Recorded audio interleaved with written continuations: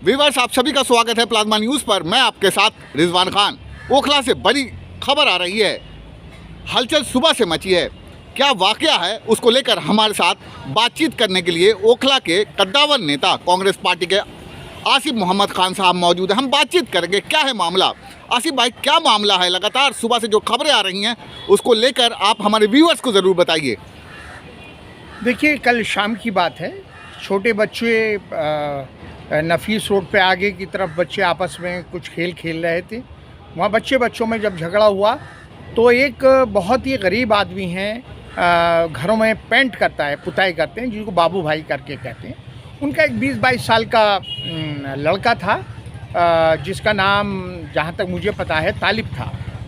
उस तालिब को बिल्डरों ने बहुत ज़्यादा लहू लुहान कर दिया। इतना मारा बिल्डरों ने, क्योंकि एक आध बिल्डर का बच्चा भी उनमें था, और उसके इतनी चोटें आईं कि उसके घर वालों ने उसे रात तकरीबन 5-6 बजे के बीच में अलशिफा में एडमिट कर दिया। इन्होंने आगे रेफ़र कर दिया। सुबह उसकी 9 बजे के आसपास जो है सफदरजंग में डेथ हो गई। ये बड़े अफसोसनाक बात है।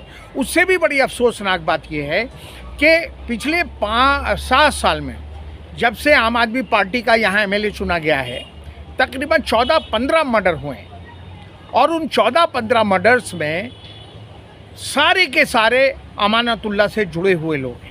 रात भी जब तक उसकी सुबह डेथ नहीं हुई है, पुलिस ने 2-3 लोगों को जब उठाया तो रात भर वहाँ महमूद, जो आम आदमी पार्टी के टिकट का दावेदार है, पूरी रात वहाँ बैठा रहा और अमानतुल्लाह फ़ोन एसएचओ को करता रहा कि इनको छोड़ दो। ये बड़े अफसोसनाक बात है। जब पॉलिटिकल लोग, चुने हुए नुमाइंदे, गुंडों की हिमायत में खड़े हो जाएं। एक तो ना कभी कभार ऐसा होता है कि पुलिस किसी को उठाती है, नहीं, ये तो ऐसा लगता है कि पुलिस तो खुद बिल्डरों की और प्रॉपर्टी डीलरों की हिमायत में खड़ी रहती है। लेकिन कल अगर उठाया तो सबसे पहले वहाँ पर महमूद पहुँचता है, आम आदमी पार्टी का, जो पिछली बार कैंडिडेट था और इस बार फिर दावेदारी कर रहा है, और फ़ौरन ही वहाँ पर अमानतुल्लाह के फ़ोन जाते हैं, अमानतुल्लाह के सारे दोस्त। क्योंकि जो इरफान बिल्डर है, जिसका मेन नाम आ रहा है उस बिल्डर का, वो अमानतुल्लाह का खासम खास है। ये मैं नहीं कह रहा। अमानतुल्लाह मुजफ्फरनगर में उसके गांव में उसकी शादी तक में गया है। अगर मेरी बात झूठ हो तो अमानतुल्लाह को रिएक्ट करने चाहिए, मेरी बात को कहना चाहिए कि नहीं, हम उसकी हिमायत में नहीं खड़े हैं। और अगर आप उसकी हिमायत में नहीं खड़े हुए हैं, चलिए हम आपसे माफ़ी मांग लेंगे कि हमने आप पे झूठा इल्ज़ाम लगाया है। तो कम से कम जिसका बच्चा मारा है बाबू भाई, बेइंतहा गरीब आदमी है, उस पर आपको घर जाना चाहिए था, उसकी ताज़ियत के लिए जाना चाहिए था। उसके बच्चे के इतनी सीरियस इंजरीज थी, उसकी हिमायत में आपको थाने जाना चाहिए था। क्या वजूहात है कि हमेशा जो ओखला में न्यूसेंस क्रिएट कर रहे हैं, चाहे हवाई फायरिंग करते हो, चाहे डायरेक्ट फायरिंग करते हो, चाहे मर्डर करते हो, सब के सब आम आदमी पार्टी के चुने हुए नुमाइंदा अमानतुल्लाह और जो इसके बाकी लोग हैं उन्हीं से जुड़े हुए निकलते हैं। ये कितनी, आप देखिए, मैं बार पहले भी कहता था, जब आप अपना नुमाइंदा बिल्डरों को और कॉलोनाइजरों को चुन लेंगे तो वो तो पुलिस से उनकी साठगांठ रहती है, वो पुलिस से कभी बिगाड़ नहीं सकते, इसलिए वो कभी हक की बात कह ही नहीं सकते। इसलिए आप देखिए कि इन गुंडों की हिमायत में, अल्लाह का शुक्र है, मेरा इतना पॉलिटिकल पीरियड रहा है ओखले के अंदर, मैंने अपनी इन सीढ़ियों से नीचे कभी किसी गुंडे को, बदमाश को या माफिया को नीचे उतरने नहीं दिया।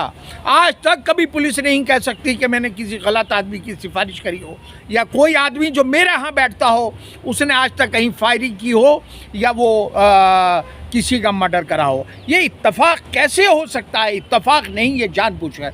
मैं अभी देख रहा था कि एक चैनल पे महमूद अपना इंटरव्यू दे रहे थे, कह रहे थे कि हम जीतते ही, मैं जीतूंगा तो मैं एरिया की गुंडागिरी, ये कल की ही बात है।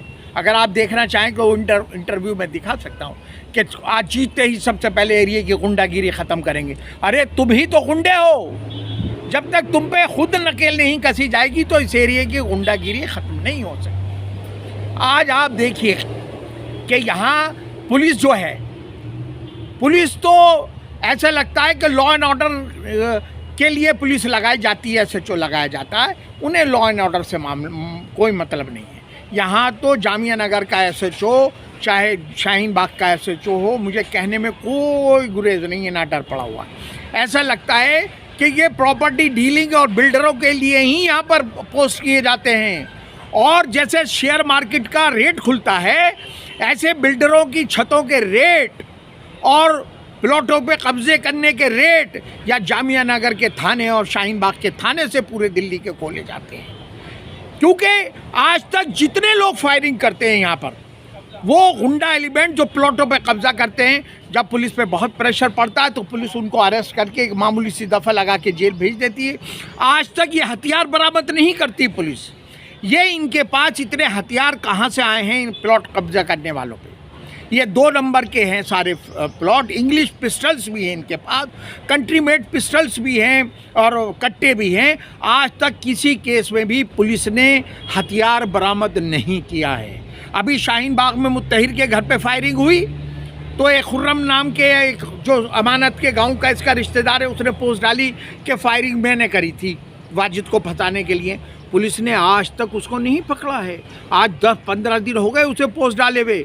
इसलिए नहीं पकड़ा कि उसके पीछे एक बहुत बड़ा गैंग निकलेगा जिसने फायरिंग करवाई थी मुत्तहिर के घर पे। वो कौन लोग हैं? जब तक पुलिस उनकी गहराई, मैं तो ये चाहता हूँ कि सबसे पहले तो ये पुलिस से राइट प्रॉपर्टी का छीन लेना चाहिए पुलिस कमिश्नर को। अगर पुलिस कमिश्नर ईमानदार हैं और वो पुलिस में तब्दीली करना चाहते हैं तो सबसे पहले दिल्ली पुलिस से प्रॉपर्टी का कि में इंटरफेयर जो ये करते हैं, ये इन पे सख्त पाबंदी लगा दी जाए। उसी दिन ये दिल्ली पुलिस सुधर जाएगी और ये गुंडागिरी बंद हो जाएगी। क्योंकि गुंडा ही प्रॉपर्टी पे कब्जे करते हैं और वो बाकायदा एसओचओ के साथ टेबल पे डीलिंग करते हैं। पर आधा 50% पे बटेगा प्लॉट या कितने परसेंट पे होगा, बिल्ड छत पे क्या रेट होंगे, ये सब जब पुलिस इनमें इन्वॉल्व हो जाएगी तो वो गुंडे या कॉलोनाइजरों को या बिल्डरों के खिलाफ एक्शन पुलिस नहीं ले सकती। इस इलाके से जो खबरें आ रही है लगातार हम कवरेज करेंगे, ग्राउंड रिपोर्ट पे होंगे। क्या है हकीकत उस लड़के को लेकर, उन सारी तस्वीरों को पल पल हम आपको लगातार 2 घंटे तक लगातार आपसे कनेक्टेड रहेंगे, न्यूज़ देते रहेंगे। आसिफ मोहम्मद साहब, आपने बहुत कीमती वक्त दिया, बहुत बहुत शुक्रिया। Thank you for watching plasma news.